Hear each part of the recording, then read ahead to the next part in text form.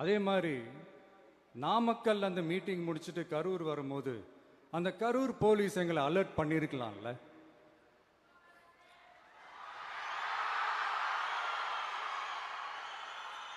இல்லை சார், இங்கே எதிர்பார்த்ததை விட கொஞ்சம் கூட்டம் அதிகமாக இருக்கு, கண்ட்ரோல் பண்ண முடியல, வராதிங்க.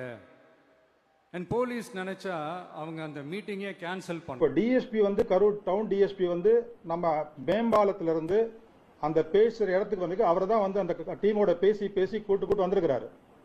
ஒரு அட்லீஸ்ட் 50 மீட்டர்ஸ் பிஃபோர் அந்த ஸ்பீக்கிங் பாயிண்ட்ல வச்சு பேசி சொல்லியிருக்கிறாரு. சரி, இங்கே நிறுத்திக்கலாம், வேண்டாம், கூட்டம் ரொம்ப ஜாஸ்தியாக இருக்குது, இங்கே வச்சே பேசலாம்னு சொல்லிட்டு.